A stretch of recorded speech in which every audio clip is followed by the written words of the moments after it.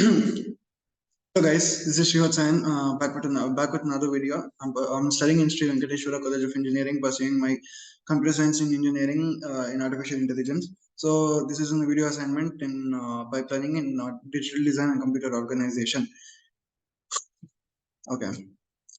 Introduction to pipelining in digital design and computer organization. So as you can see the flow chart, this is what pipelining is. The input of the first one is going to be the output of the first one is going to be the input of the second one. The R1, R2, R3 are the registers. And so let's talk about the pipelining. It is a technique used in computer architecture to increase the systems or the CPU's throughput by allowing multiple instructions to be processed simultaneously. Throughput is the amount of data which it can take at the same time. So the CPU's throughput is going to be pretty good. So in pipelining, the execution of an instruction is broken down into multiple stages, with each stage performing a specific task. This allows different stages of different instructions to be executed concurrently, improving our overall efficiency. Basic concepts of pipelining. The stages of in the pipeline typically includes the instruction fetch, decode, execute, memory access, and write back. Each stage operates on a different instruction, allowing multiple instructions to be in different stages of execution at the same time. The speed of the pipeline is determined by the slowest stage, known as the critical path. Advantages of pipelining. Pipelining reduces the overall execution time of the program by overlapping the execution of multiple instructions. It increases CPU utilization by keeping the processor busy with instructions from multiple stages. Pipelining also helps in achieving higher clock speeds and better performance in modern processors. Okay, let me not explain this. What the hell is this? Hazards in pipelining. Data hazards occur when an instruction depends on the result of the previous instruction that is not yet completed. Structural hazards arise when multiple instructions need to access the same resource simultaneously. Control hazards occur when the pipeline needs to stall or flush instructions due to what is this branch mispredictions. Okay, cool. Handling data hazards. Techniques such as forwarding and stalling are used to mitigate data hazards in pipeline processes.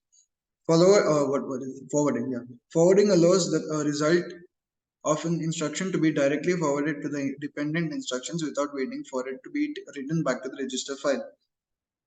Stalling involves inserting bubbles into the pipeline to ensure that dependent instructions do not produce until the required data is available. Data hazards, forwarding versus stalling. So you can read this for better information. Cool. Yeah, you can take a screenshot of it. Handling structural hazards. Structural hazards can be alleviated by implementing techniques like resource partitioning and duplication. Resource partitioning involves breaking down shared resources into smaller units to allow multiple instructions to access them concurrently. Resource duplication duplicates critical critical resources. Okay, resources to eliminate contention and improve pipeline performance. Structural hazards. Okay, let me read. Time is going to be there. No two instructions are processed by the same module at the same time. Solutions. Stalling the pipeline or inserting bubbles, duplicating the resource. Next. Handling control hazards. Branch prediction. What was the previous one? Okay. Structural hazard. No, control hazards.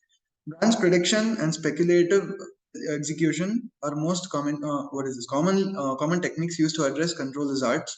Branch prediction predicts the outcome of the branch instructions to speculatively fetch and execute the next set of instructions. Speculative execution involves executing instructions based on the predicted outcome with the ability to roll back in case of a misprediction.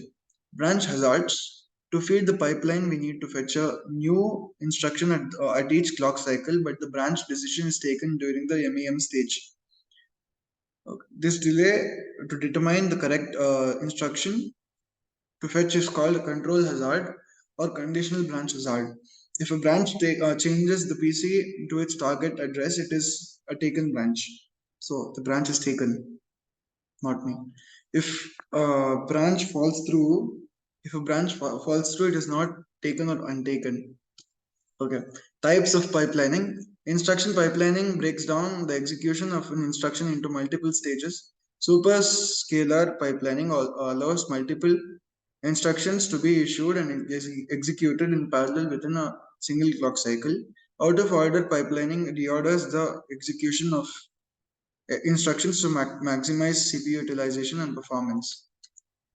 Pipeline optimization techniques. The techniques in techniques like instruction reordering, loop unrolling, and software pipelining can optimize pipeline efficiency. Compiler optimizations play a crucial role in rearranging instructions to minimize pipeline stalls and hazards.